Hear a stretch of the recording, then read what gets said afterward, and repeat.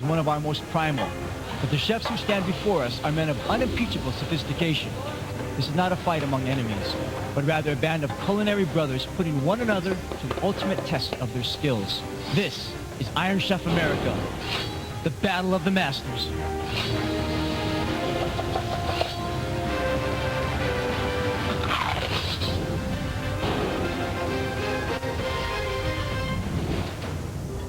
Hi, I'm Alton Brown, your professor of cuisine for Iron Chef America, where a constellation of star chefs shines brightly before the eyes of a watching world.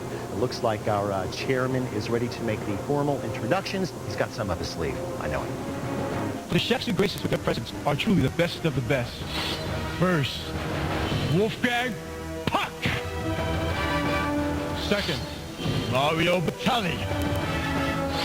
Finally, Bobby Flay.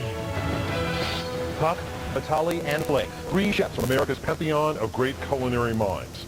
And now here's our chairman again to introduce the Iron Chef Masters of Japan. First, Iron Chef French, Hiroyuki Sakai. Second, Iron Chef Japanese, Masaharu Morimoto. And now we will witness the genius of 4 master chefs with the historic 2-on-2 competition with the chefs of Japan, Chef Sakai, and Chef Morimoto will face off against the chefs of America, Chef Mario Batali and Chef Bobby Flay. Gentlemen, all of you, please prepare for battle. The heat is on for this historic matchup. The kitchen is stocked. Now let's see what the big guy has planned for a secret ingredient. This one-of-a-kind 2-on-2 match demands a special ingredient that is extra special. Today, the secret ingredients are scallops, langoustine, and sea urchin. Forgive me. In my excitement, it appears that I have forgotten one more secret ingredient for this particular battle. It is my honor for the first time to bring together our 2 cultures, our 2 food worlds in competition, not against each other, but rather with each other. For today, we will make history together as Iron Chefs Sakai and Batali chop as one, while Iron Chefs Morimoto and Flay share their wisdom on the same cutting board. Gentlemen, such partners, with an open heart and empty stomach, I say unto you, Allez, cuisine! With his battle cry, Allez Cuisine, the chairman throws down the gauntlet, and battle Fruits de Mer, Fruits of the Sea, is underway. But this is not a typical battle by any stretch of the imagination. Our chairman has a mischievous side and likes to mess with folks, and today he's pulled the old switcheroo at the last minute and created a team of mixed doubles. Blending chefs from different cultures and disciplines, the chairman has asked each chef to be responsible for 2 dishes and for each team to work together on 1 dish for a total of 5 dishes per team. Bobby, how many you need? What? I know. Oh, you got it? Okay. Yeah. Looks like Chefs Morimoto and Flay are already screaming out part of what is some sort of strategy, I'm sure. This whole scenario is obviously a surprise for the Iron Chefs. Chefs Batali and Sakai are, I don't know, looks like they're taking a moment to work out a menu. Chefs Morimoto and Flay also pause to discuss an approach to the seafood ingredients. I will do a... This is really a monumental and unprecedented moment, folks. It's like the perfect gastronomical storm. Sakai and Batali are a powerhouse combination of talent, but they'll have to overcome a serious language barrier. Morimoto and Flay have had their differences and disagreements in Kitchen Stadium, Japan, so it'll be interesting to see if they can get on the same culinary page in terms of approach. This is for Bobby. He's giving me some Yeah, maybe I'm... Chef Morimoto already working up some fresh wasabi. Looks like it's intended for one of Chef Flay's dishes. Cooperation has already begun. Bobby, See, this is enough? wasabi? Yeah. Okay, yeah. Need more? No, it's good. Thank you. Kevin Brosh on the floor. You're gonna have to get into the thick of things here. There are so many chefs and so many bodies moving around Kitchen Stadium right now that it's tough for me to get a lay on the land. Chef Morimoto is moving into those sea urchins with a vengeance. Alton, take a look at this if you can. Look at Chef Batali over here. He's basically picked the table clean getting his ingredients ready for it this looks like dish. he's looting the kitchen, essentially. Can you get an eye on what he's actually working with over there? Because it's tough for us to see here. We have some chilies. I saw something come out of the fridge. Was that chorizo? Chorizo, yes. Chorizo, okay. And Spanish sausage. We're going to make a dish based on Sicily. It's going to be pretty interesting. Well, it looks like Bobby Flay and Chef Morimoto are teaming up to create some sauces. So there's going to be a meeting of the minds. The sauce will be a purpose for that happen. I know that if I was Chef Flay, I'd be wanting to stay away from the knife work right now. Chef Morimoto giving those sea urchins a smell to make sure they're up to his standard. These are California urchins, perhaps not the exact same variety that he's used to in Japan or on the East Coast where he does a lot of his cooking today. Sakai is working with some eggs. It looks like he's opening them up, perhaps for some kind of custard. Of course, we know that he likes custards a great deal. Alton, as Chef Sakai and Chef Vitali met coming down the stairs, one of the first words that came out of their mouths was custard. So we're definitely in that... Well, that might just be a greeting among chefs that we're not familiar with. You know, I often meet people and just say, custard. They work on a different level than we do, Alton. Any Band-Aids? Any Band-Aids? What's that? We just heard Chef Flay ask for a Band-Aid. Can't see if he cut his finger or not. We'll have to get some intel on that. In the meantime, Chef Flay is working some of those tomatillos, which are a staple in many of his sauces. Tomatillos are not, as many people suspect, in the tomato family, but are actually related to the cave gooseberry. It looks like we've got a lot of cooperation going on at this point in Kitchen Stadium, which is really lovely to see. It certainly could have gone another way. Morimoto is soaking some scallops in sake. We know that he does like going with a sake soak on his seafood. He'll probably do that very, very quickly because the structure of that mussel allows for very quick absorption of flavors. Alton? Go for it, Kevin. Over on Iron Chef Flay and Morimoto's side, Patricia is working on a signature Bobby garnish. It's a chili oil. Well, chili oil is something that he needs to get going now if he's going to get a good infusion in that oil. Sakai is now going after his sea urchins. He's thinning down the needles with a pair of shears. Certainly going to be a lot safer to work with those out. Hope he's not going to use those for a garnish, but you never know with Sakai. Chef Vitali, how's it working with Chef Sakai? He is a Zen master. It is a pleasure to be near him. His aura carries over into my paltry needs in hopeful ways. Mario's sous chef has taken the langoustine meat out of the langoustine tails, and he's lightly pounding that out. It doesn't look like he's going to cook it. I'm wondering if they're thinking of something sashimi-esque here. There's some soaked dry shrimp there, Chef Osama. Alton, Chef Ushioda is doing some boiled scallops right now for the Vitali Sakai side, and when asking them how they feel working together, we have compliments abound. Chef Vitali calls Chef Sakai a Zen master, and Chef Sakai says they're the happy, fun team. This combination of seafood and the secret ingredient today is classically known as fruits de mer, fruits of the sea.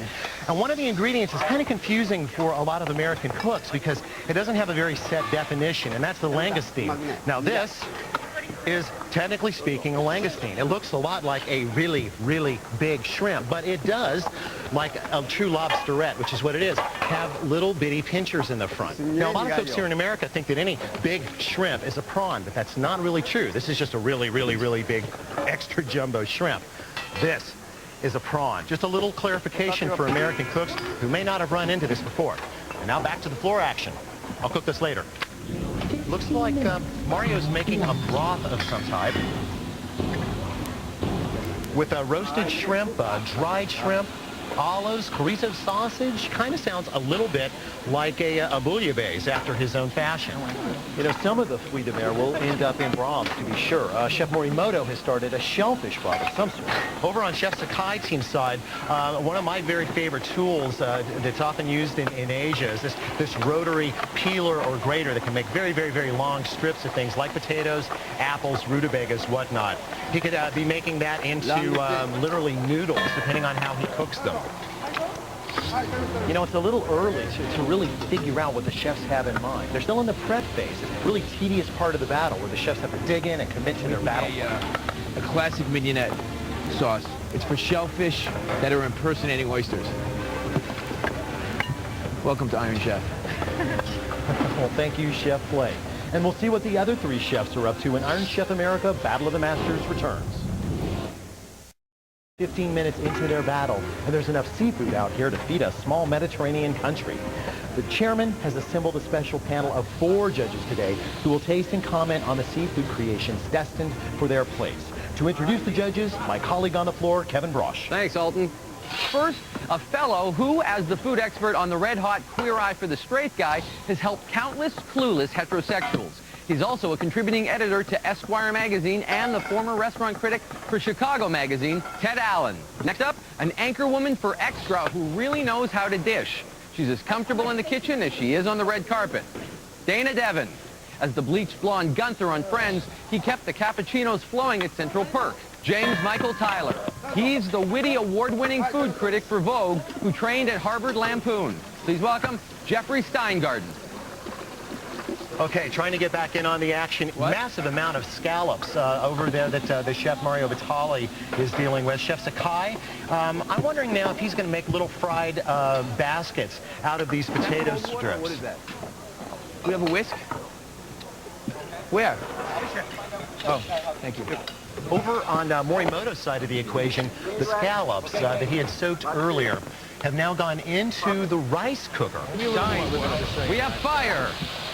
And over on the Sakai Vitali side, things are on fire, but in a good way. A little lobster flambe, some cognac went into the pan. They quickly flamed that. Also seems like Chef Sakai is going a bit Italian on us. He's making a green panko with parsley, which is apparently new for him. He's making green panko. Green panko, He's yes. making breadcrumbs out of parsley. Well, he'll be using them with magic. He'll be using them with scallops later, but the parsley is a new twist. The parsley is definitely a new twist, but you got to remember that this is a Japanese man who's a chef, so you've got to figure every country and culture between those two are within his power. So it really doesn't surprise me, and I'm really glad to see that kind of fusion action coming out of that team. Going to have a lot of game.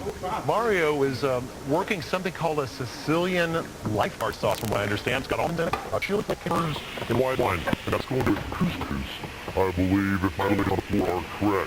Kevin, yes sir, what is that strange-looking box over there on the Morimoto side of the world that he has on top of that induction water? Is that a little grill? It's a Japanese grill. Japanese grill. Or is that some kind of brick? He actually brought it with him from Japan.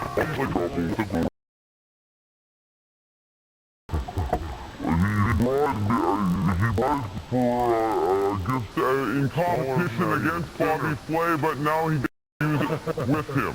Yes, well, I think that's a real piece of cooperation there. I'd love to get a better look at that thing and see some of the construction.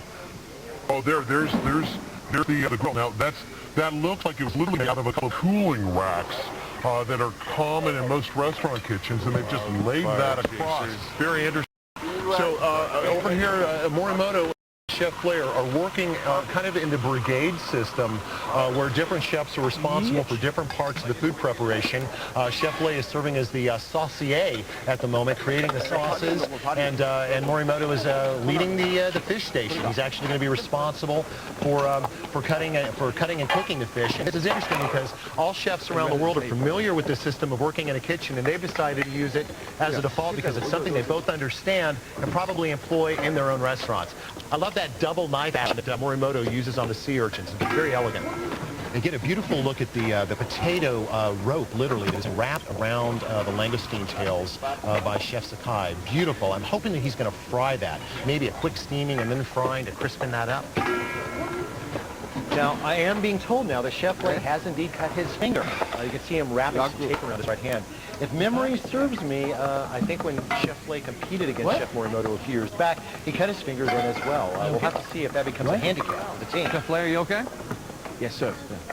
Says he's okay, he won't give away anything, but I do have a bit of information for you on that part. It's charcoal grill. It is charcoal. It is charcoal. Grill. You know, do you see a fire extinguisher somewhere nearby? No, I don't, but if flames come out, I will jump on them. I will sacrifice myself for the safety of Kitchen Stadium. I don't think I'd do that, Kevin, because I'm pretty sure the jacket you're wearing is polyester. You'll go up like a napalm load. Okay, Morimoto is scooping out those inner sacs that are often called roe, although they're actually the reproductive organs. They take up a majority of the interior, the shell of the sea urchin. Called uni in Japan, a very, very popular and common item in sushi bars. Oh, here's a real sign of cooperation. I'm told that Chef Flay is butterflying some langoustine for one of Chef Morimoto's dishes. I would love to get some idea of what the judges, who are very lucky today to be seeing this kind of match, I'd love to know what they've got in mind. If you could run up there. We will do that right now, going over to Ted Allen first. Ted, Yes. thoughts on this very busy kitchen stadium? It's fascinating watching these guys work together. We just noticed that Chef Batali just spoke for virtually the first time. It's as if they're, got some sort of Vulcan mind meld. Dana, what are your thoughts? I mean, extra Iron Chef America. Do you see the? Do you see the connection? Well, this is like Oscar night, actually. The hubbub and the craziness and trying to get everything done. James Michael, does it get as busy in the cafe? Not anywhere near this busy. I'm just amazed by the speed that these guys are working. It's like a well-oiled machine, and it sure smells good in here right now. And Jeffrey, your thoughts? We don't know whether they're cooperating yet, whether Morimoto and Bobby are really cooperating, because they're making their separate dishes now. I think we'll watch the fur fly when they start cooperating. We're rocking, baby. Okay. Let's check in on Morimoto's action. Some beautiful arrangements and platings already happening here. He's taken some sea urchin fillets and he's put them with some scallop. A little unusual. Hey, he's a master. Was the langoustine going into the deep fryer? Heads. What are you saying, Kevin? Langoustine heads into the deep fryer on Iron Chef Bobby Flay's side. We've also got a cauliflower custard being made, and it looks like they're going to serve that inside the sea urchin shells. Go, Kevin. Cheap Aronis, the little calamari, and Chef Batali is working them into one of his dishes. 30 minutes have elapsed. Wow, half an hour has already gone by. That's absolutely amazing. Now, we are just seeing a number of dishes beginning to take shape.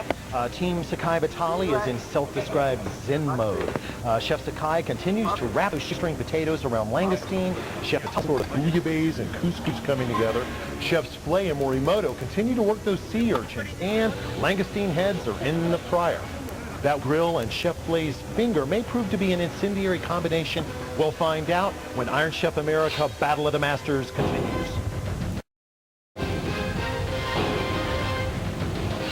Welcome back to Kitchen Stadium. The chairman of the American Gourmet Academy has put together one of the most daring battles to date. Flay Morimoto versus Sakai Batali. The chairman is a bit concerned about Bobby Flay's injured finger, and we're all beginning to wonder if this will affect the outcome of Battle Fruit de Mer. So the action continues here in Kitchen Stadium. And now, who better to give us a read on the battlefield than Iron Chef Wolfgang Puck? Hello, it's good to see you. Thanks for joining us, sir. So what we've got going on here, I mean, we've got a double team match. It's never happened before. We've got this switcheroo of cross cultures, and now they're getting to, like, consult down on the floor. How do you read this? You know what? I think it's a perfect match because I think that the East and the West together, that's the way it really should be. I'm just upset I'm not part of it. Now, given the ingredients, we've got basically a fruit de mer here. We've got this mixture of seafood.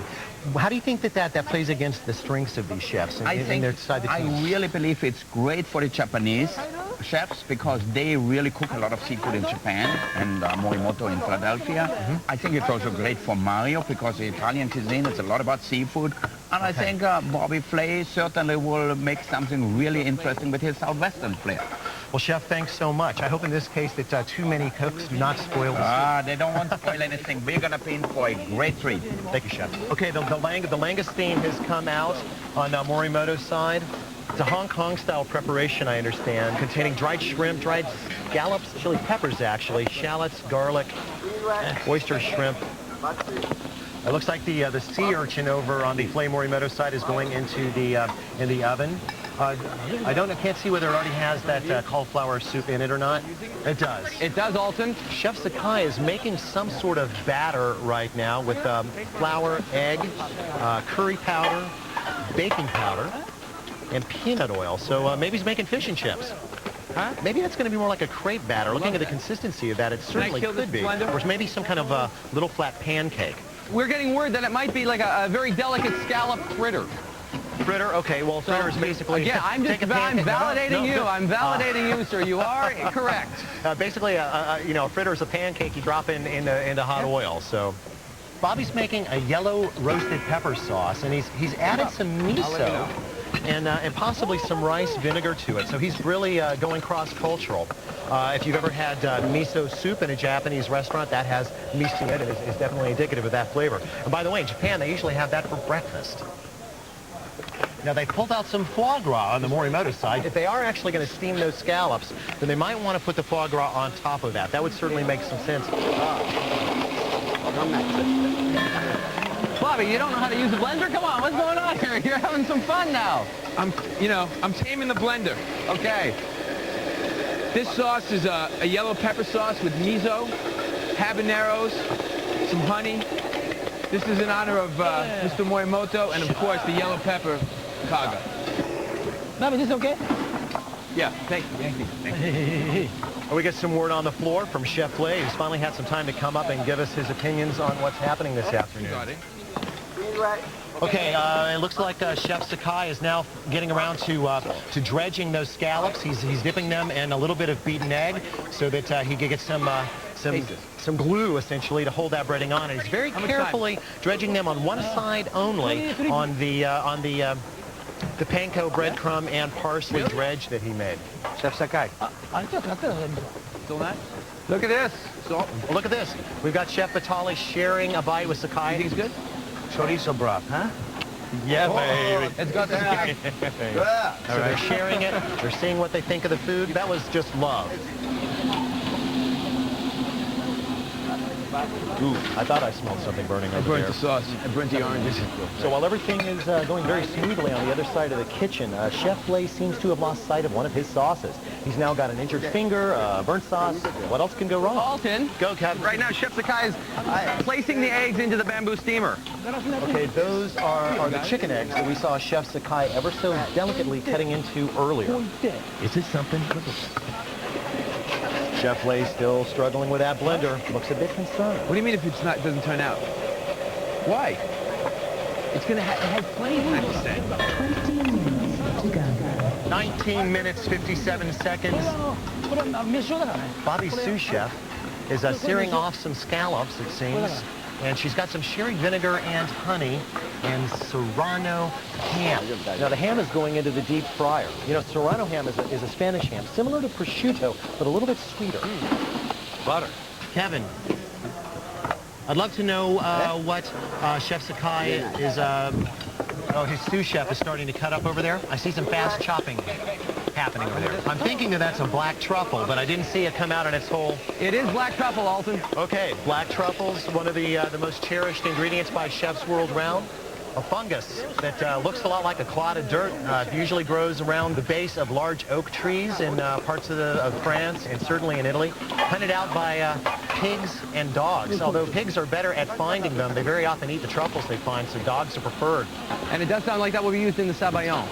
Well, of course it would be used in a sabayon. I didn't realize they were making one. So instead of a custard, they're going with a sabayon over there? That's what I've been told, Alton. Okay, a sabayon is basically a custard, but it's a stirred custard that has a lot of air whipped into it. Sakai is now sauteing those langoustines that he had wrapped into potatoes, so those are going into oil, so they're going to crisp up on the outside. Alton, as you can hear, there's not a lot of talking going on. It's pretty quiet, but we are getting words from most of the Iron Chefs. Chef Sakai says everything is going perfect. Having two Iron Chefs on the same side of Kitchen Stadium is working very well for these two teams today. 15 minutes to go. Well, time is becoming a factor now. Well, the most exciting culinary tag team match of all time will continue when Iron Chef America Battle of the Masters returns.